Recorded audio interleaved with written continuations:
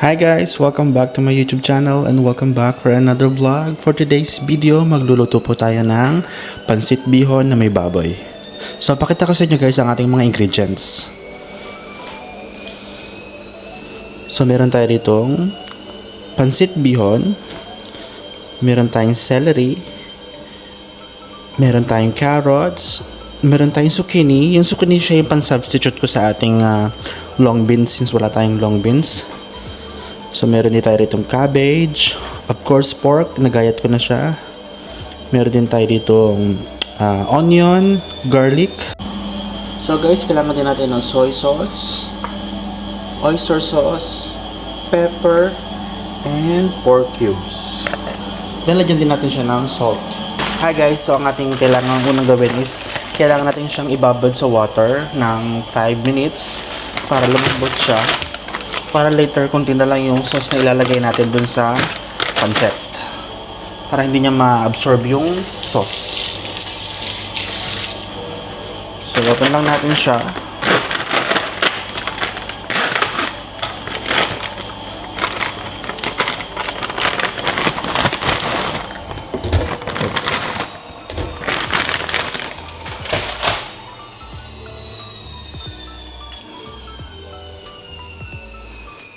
Yan siya. Soak natin siya sa water for 5 to 10 minutes at least.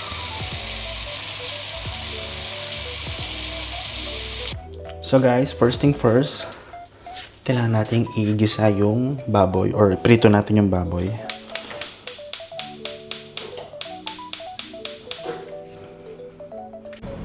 Guys, change location tayo since naubusan na ng gasoli yung lutuan sa loob ng kitchen. So nandito tayo ngayon sa outdoor kitchen. Ayan, dito tayo magluluto.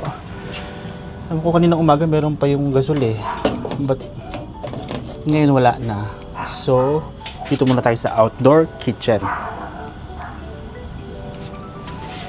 So, salang na natin tong baboy. Prito natin siya guys. Ayan, magmamantika naman siyang kusa. Ayan.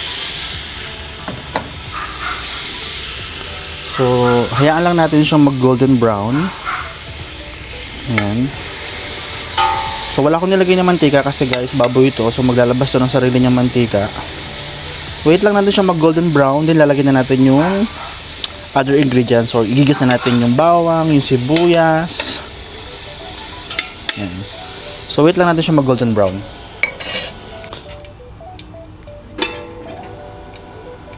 So guys, after few minutes, ito na golden brown na yung ating manok. So tinanggal ko na siya sa ating kawali. And now, magigisa na tayo ng sibuyas at bawang. Unahin natin yung sibuyas kasi medyo nasunog na yung kawali.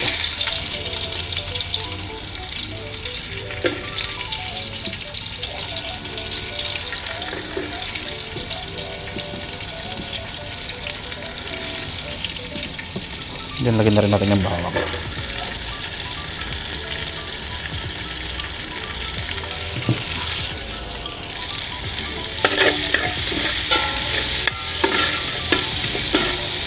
So, tinanggal ko yung baboy para crunchy-crunchy pa rin siya.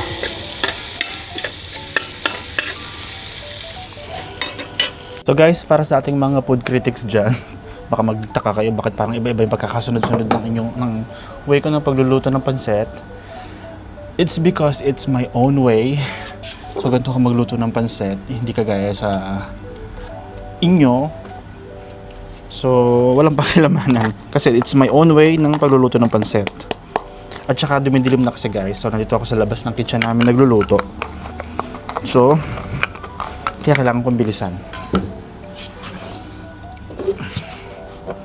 Then guys, lagay na rin natin yung carrots. Kasi medyo matigas yung carrots natin. Para magisa-gisa siya ng light.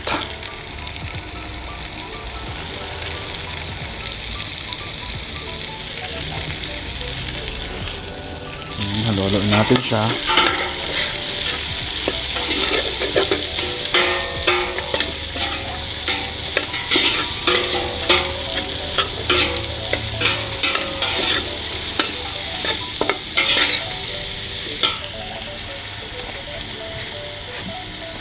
Then mag-add tayo ng toyo. Pansyahan lang guys.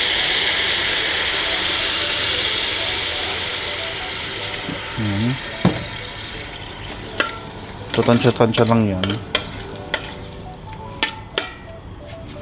Then, mag-add na tayo ng water. Yung pang naman natin. Kunting water lang.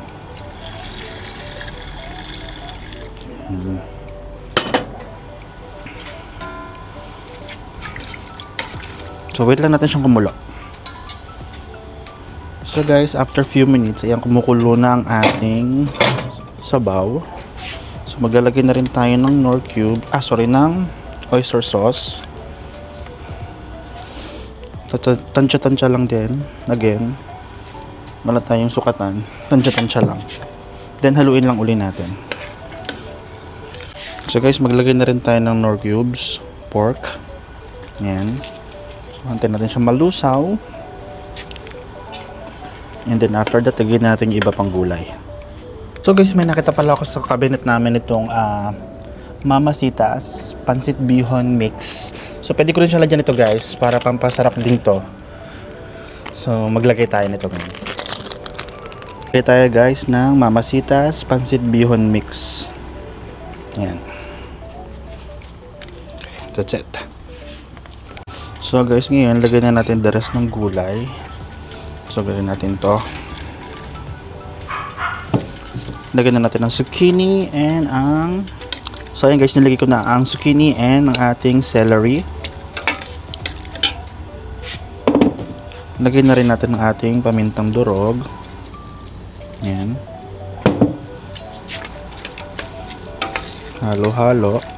Ayan, balik ko na uli yung piniritong baboy kanina. Ayan.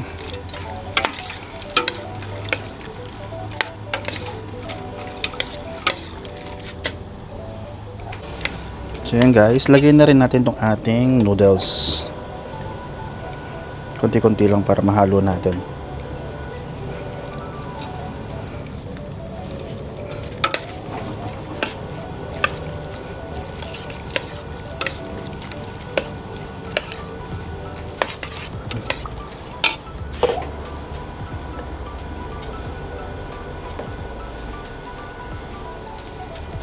Lagyan natin lahat.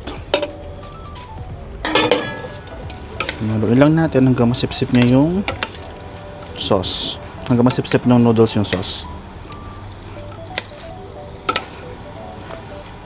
Istagayin na natin yung pinakahulas na gulay, yung ating repolyo. Yan. Tapos halu-haluin na lang natin siya. Kasi luto na yung noodles. Ito guys, luto na po ang ating pancit bihon. Simple pancit bihon. Oh, kain na tayo guys. Thank you for watching. See you next time. Bye-bye.